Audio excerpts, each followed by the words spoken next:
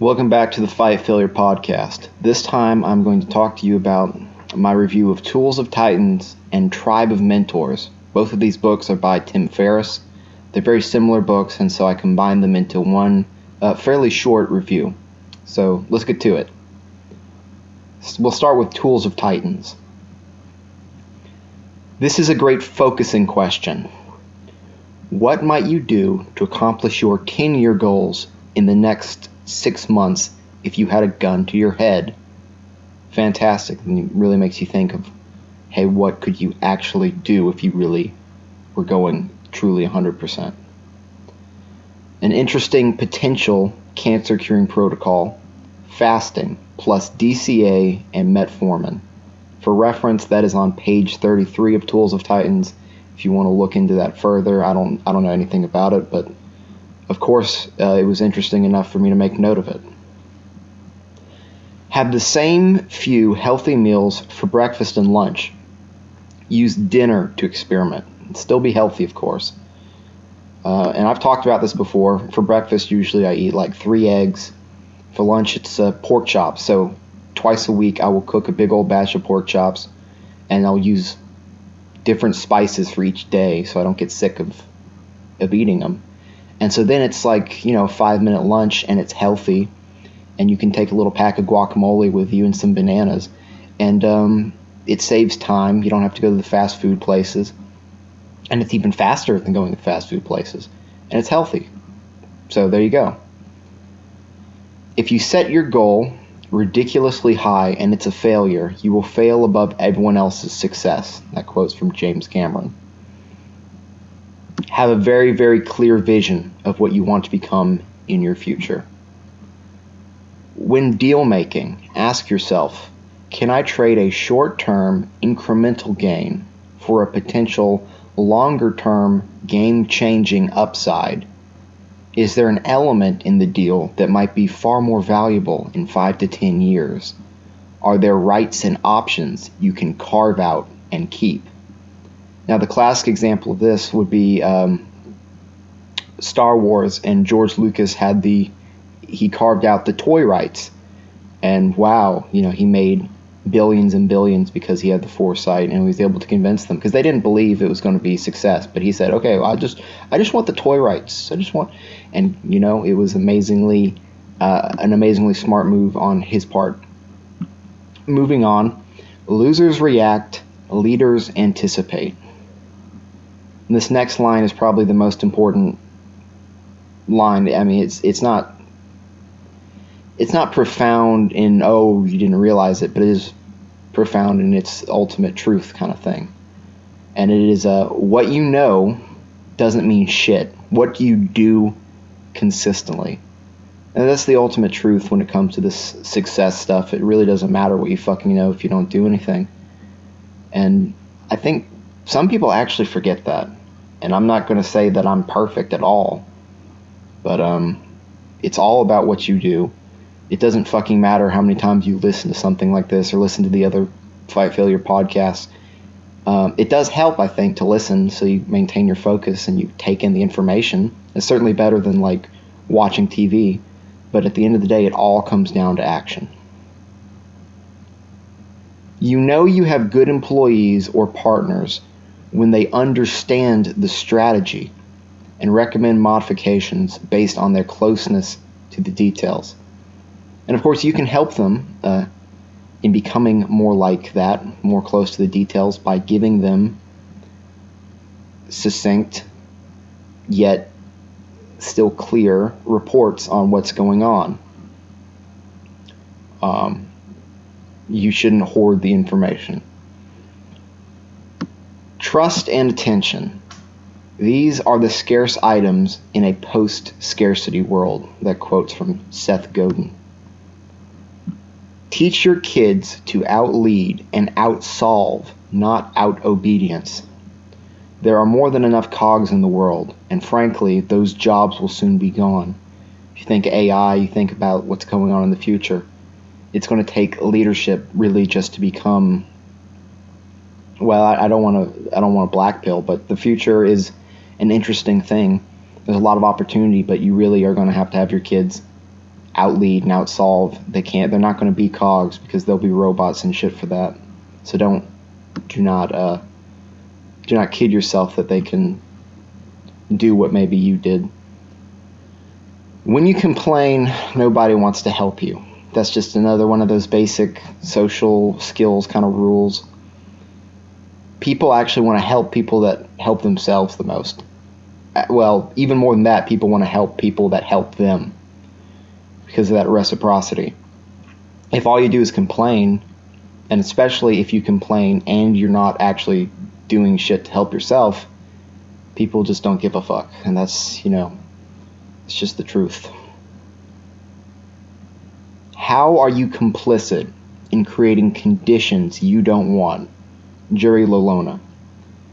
So that quote goes back to sort of some of the things Jordan Peterson would say about if you want to make the world a better place, start by making yourself as good as you possibly can be.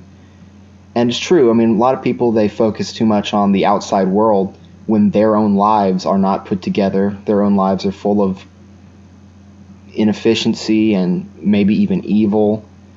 They're just not as good as they could be. So before you want to go out there and save the world, maybe you should actually put your own fucking life together. So here's some stuff from Jocko Willink. Where can you eliminate singular points of failure in your life? Bottlenecks. Very important to eliminate these. Have backup gear and plans. If you want to be tougher, be tougher. Don't meditate on it. Take extreme ownership of your world. And of course, Jocko Willink is the author of Extreme Ownership, the best book on leadership I have thus far read. Well, actually, I've read one maybe just a bit better. And it's kind of a surprise. It's going to be coming out soon, actually within the next couple days. And it's actually probably my favorite book ever. Won't talk about it now, but look out for it on Fight Failure. Good commanders must stay humble, be able to take criticism, and be able to do honest self-assessment. No arrogance. Acting instead of waiting has a calming effect. That doesn't mean you should, be arrogant like was just talked about in the last section. But if you just sit there, okay, so you know how you have the fight or flight response? It's actually fight, flight, or freeze. And so the ultimate prey response is actually to freeze. So you don't want to freeze in the face of a problem. You want to actually respond to it. And so, of course, you should respond adequately and with intelligent action. But the rule still stands. Acting instead of waiting makes you feel better. The more you wait, actually, the more anxious you get, and also, frankly, the less likely you are to actually fucking do something. So past a certain amount of planning, you're in marginal territory, and unless you are at the highest levels, like a general, then you really should, not wait till the last second, but definitely make full use of your time. Anyway, you get what I'm saying. The purpose of life is a life of purpose. That quote is from Robert Byrne. To test a plan, create what is called a red team, a group of people who are not wedded to the plan, who think of ways to disturb or defeat the plan. Of course, this is, the military does this a lot, and it's a great thing. You have to have some people thinking of, how would I fuck this up? And there's another similar bit of advice to this, is that you can talk to singular smart people that you know, and you could say, how would you destroy me? And they'll tell you good advice, because they'll say, well, here's your weakness here, and I would use that, and blah, blah, blah. And that is important stuff to know.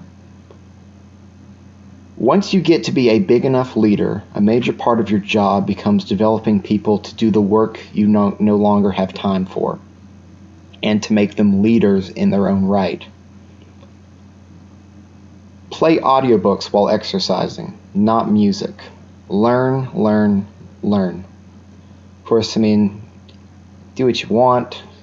Every now and then you can play some motivational, good music, but you should be, for the most part, learning. The secrets to life are hidden behind cliches, and you have to unpack them. And wow, I could go off on that, but so many of the cliches you've heard are actually profound. And I'd like to think that I always explain things well enough, but maybe some of the things I say or some of the things in the reviews do come across as cliche. Hopefully that's not the case, but if you go back through and you listen, at some point I've explained all of them. So maybe you've heard me say energy, momentum, focus, and that's not a cliche, but that's a whole paradigm. And there's going to be, after this, I'll do one of these audio podcast thingies on my post explaining energy, momentum, focus, and exactly what that means and why that is the core paradigm of success. And of course, there are other things besides energy, momentum, focus that are absolutely vital, like, relationships and planning and that, all that stuff. But energy, momentum, focus is the absolute core. If you don't have those things, none of the other shit frankly matters. Back on with this review, though. Do not attribute to malice that which can be explained otherwise. Has this person slept, eaten, etc.? Of course, sometimes people do have malice, but I'm not a forgiving person, and even I would not ever condemn someone for first time, medium, to even kind of significant offenses. It's just like people fuck up. And to be honest, if you've surrounded yourself with people who are not, frankly, sheep and sycophants as a leader, they're going to do shit you don't like. It's just part of it. So the price of having free-thinking people around you is their free thinking. But it's just such a benefit instead of having people who, you know what sycophants are. They tell, everything you do is perfect. Oh, the plan is perfect. Oh, those people will get you killed. So anyway, I just had to say that because it's very important. It's one of the key problems that many leaders have is they have too big of an ego, and then they surround themselves with people who do nothing but feed their ego and who are just yes men. And you really don't want that to happen. But anyway, do not attribute to malice that which can be explained otherwise. Unless it's a pattern, and then if it's a pattern, it doesn't really even matter what it is. Like, even if it's not malice, if the person doesn't sleep much and they're an asshole because they don't sleep, well, then they're dysfunctional, right? So it doesn't matter anyway. So if it's a pattern, yeah, the bad, but one-offs, hey, don't jump to conclusions. When interviewing someone, go for the heart before the head, at least with people not likely to play it straight or be open. So, like someone like, I have to always just say Donald Trump or someone else at a high level. The only interviews I've ever seen where he's opened up at all, they didn't start with straight logical questions that he is prepared for. They go for the heart, and then you actually get the person to open up. So a good question to ask people in an interview might be, what are some of the choices you've made that made you who you are? Stuff like that. And then you talk childhood or whatever. Just, I'd also advise you, if you are interested in interviewing and interested in building depth with people who are guarded against having people build depth with them, you might want to watch some of the greatest interviewers of all time. And frankly, I don't know who these people might be, but I would say that's probably where to start if that's something you're interested in. In general, learn from the truly greats before you learn from your competition. In everything. Because your competition they're probably not the greatest. Maybe they are. Maybe you're up against Amazon. And, of course, I don't see how you could take down Amazon, but side issue. 4 common archetypal stories. 1. a love story between two people. 2, a love story between 3 people. 3, the struggle for power. 4, the journey. And I included this in the review because I thought it was interesting. So I'm sure if you write stories or whatever, you already know that stuff. But there you go. The world is changed by your example, not by your opinion. Paulo Coelho. Praise specifically, criticize generally.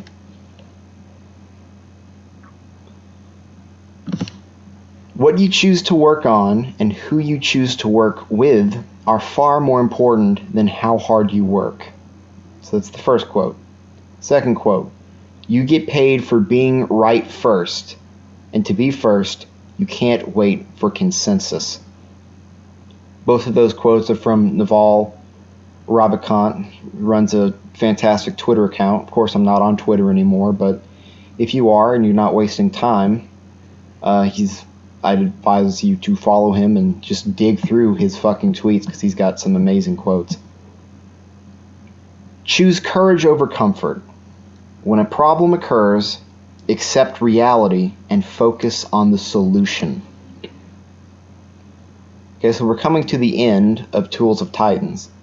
Here are some recommendations I found interesting in the book. The Power of Persuasion by Mark Levine. The Kelly Kettle, which is a kettle that can cook food using twigs and other random crap. The Up documentary series, following subjects from the age of 7 to 50 throughout their lives. Restrepo, which is I believe a documentary on Afghanistan. On the Shortness of Life by Seneca. Okay, and next is Tribe of Mentors. When you feel overwhelmed, exercise. If you are chronically overwhelmed, cut distractions and focus on only the truly important. Get your habits, routines, and nutrition right. Get a full night's sleep. Avoid people who are not honest or good, even if they are powerful. You can never forget you are the people you spend time with. So no matter what, you need to spend time with the good people, or maybe you're not, maybe you don't care about that. Hey, I'm just putting this info out there. I care about that, but only spend time with the people who you want to spend time with. For me, and most of the people listening to those are the people who are good. So only with the good people. Be so good they can't ignore you. That's another, like I was saying before, it's like a cliche, but that doesn't take much unpacking. I mean, if you are fucking good, you get noticed. It's really simple. So that requires no unpacking.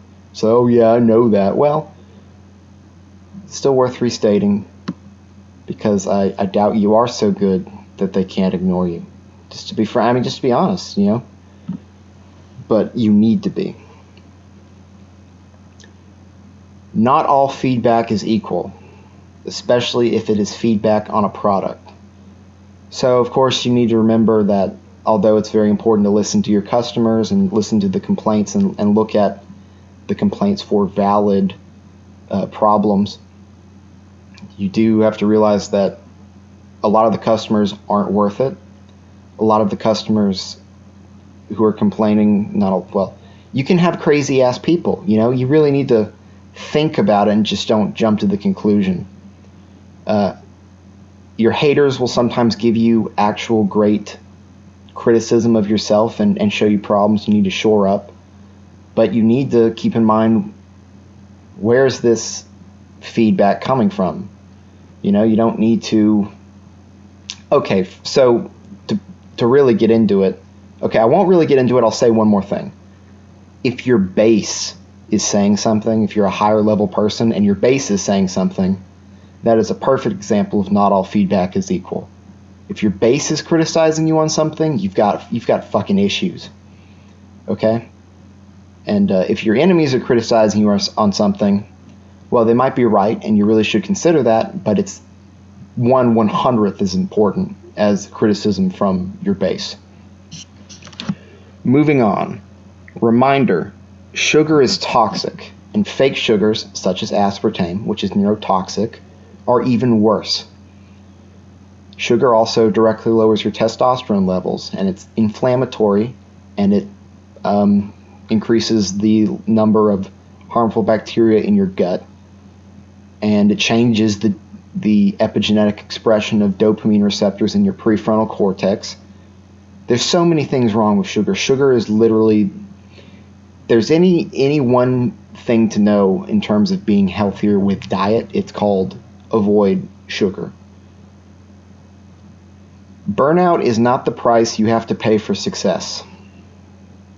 Don't waste your days while you worry about years. And here's a quote about focus. Perfection is not when there is no more to add, but no more to take away.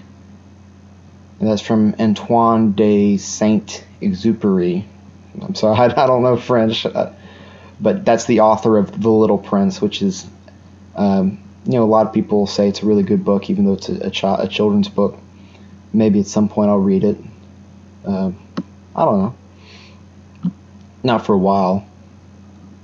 The things you own end up owning you. That's Chuck Palahniuk. So you need to choose your things wisely and eliminate non-essentials. So many people, as they make more money, they waste their money, they buy all this unnecessary crap to impress people who, frankly, they don't even like and stuff like that. You don't need to, there's so many people in the modern world that just buy shit just to buy it. Don't do that. You need to invest that money. And even if you just don't give a fuck about, for whatever reason, investing and all that, fuck, you don't need to have all this unnecessary crap. It's actually kind of stressful to be surrounded by shit and all the upkeep and stuff. Well, there you go. Always ask, what am I missing? And listen to the answer. I'm kind of split on that, because a lot of the time when you ask yourself, what am I missing? Your brain can tell you something trivial, something status related, something pathetic. A lot of people, if they ask themselves, what am I missing? Their brain might say, oh, you need to be famous, or some shit like that. Oh, what am I missing? Oh, you need a sports car. Bullshit, you do. So I would say always ask, what am I missing? But tailor it towards purpose and meaning. Don't listen to all like the crap. Oh, I need a Louis Vuitton handbag. Don't listen to that shit in your brain. Of course, I mean, you'd have, obviously I don't want a Louis Vuitton handbag. I'd ask it like, oh, what do I want? It's like, or what am I missing? Oh, you need a Barrett 50 caliber sniper rifle. Oh, it's so cool. It's like, well, that does sound pretty cool, but no, I don't need a 50 caliber sniper rifle.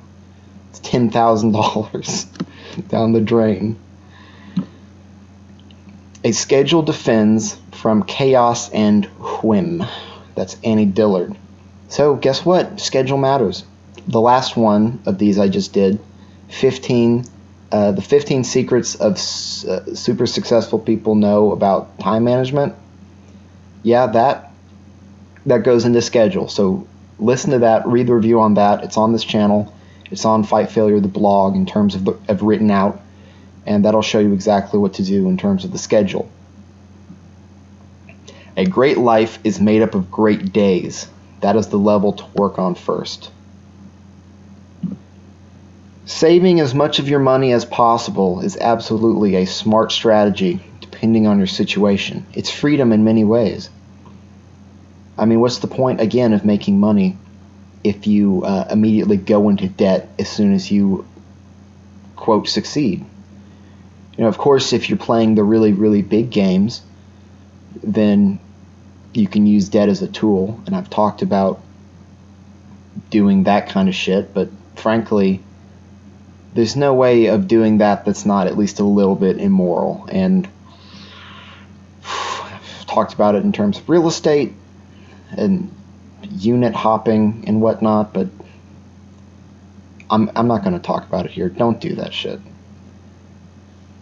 Again, as was mentioned in Tools of Titans, Tribe of Mentors, many people tell you to avoid sugar, especially in soda and juice, because you can drink so much of it so fast, it's so quickly absorbed. And drinking, in fact, in general, drinking calories is a good way to get fat quicker. Because, well, it's pretty easy to drink a lot of calories, so you don't want to drink calories. Do not waste your time by spending it with crazy or toxic people. And that's another one of those, oh, I know that, but, oh, well, think of the people you spend your time with. It really does matter. It really, really matters who you spend your time with, and you are, again, who you spend your time with. I can't say that enough. You could say it 100,000 times. It's still important. So, I've personally dealt with this. Probably you have. Listening to this, the person listening to this, probably you have. You really should not spend time with crazy or toxic people.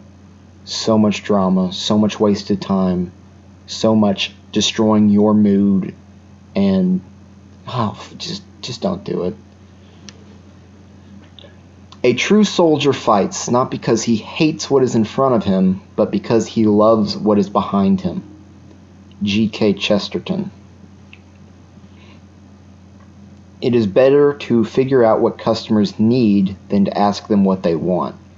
If you ask customers what they want, they'll usually tell you a bunch of crap, so don't. I mean, you should still ask, maybe something good will come of it, but you really should figure out. Because if you ask people in like the 1980s, oh, what do you guys want? Would they have even said something like Amazon? Would they have said, maybe some really smart people would have said something like that, but they probably would have said all bunch of crap that they wouldn't have actually even bought. So, the recommendations I found interesting from Tribe of Mentors. The movie, the Akira Kurosawa movie, Seven Samurai, which I've heard is a classic. I haven't seen it yet, but Seven Samurai. Managing by Harold Geneen. Poor Charlie's Almanac, which is a book I have and eventually will get around to reading, as in a few years, because I'm winding this down for now. I've got a massive load of work I have to do in terms of my goals and in my life, so there's not going to be all this book reading and stuff for quite a long time. But I do have Poor Charlie's Almanac. It comes highly, highly recommended from many, many sources, and so I'll get around to that. And the last one is The Female Brain by Luann Brizendine. It kind of looks basic bitch, but it's hard to find any books on sex-based brain differences. So, I guess look into it. Who knows how accurate it is. So, those are my notes from Tools of Titans and Tribe of Mentors. I do have to say, to be blunt, while the info I just went through is good shit, and maybe some of it's a bit basic bitch, but it is good. All of it's good. These are two 600-page books. I had 3 pages of notes from 2 600-page books. Do not buy these books. Do not read these books. These things are a huge waste of time, especially Tribe of Mentors.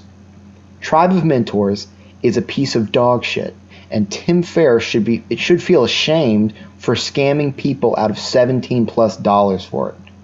Truly, the real value I got out of these books was, and I didn't write this down per se in the notes, but the real value I got from reading these dozens and dozens of accounts from successful people is that I saw again and again people from vastly different backgrounds using different wordings and explanations lay out the principles behind energy, momentum, focus, and these other things that I've heard about in many other places. And so it provides some really good confirmation from another group of people, from many, many people. And so that, for me, was the true value of these books. But don't buy them. They're not worth your time. Anyway, this review should be helpful for you. I hope you enjoyed it, and I will see you next time.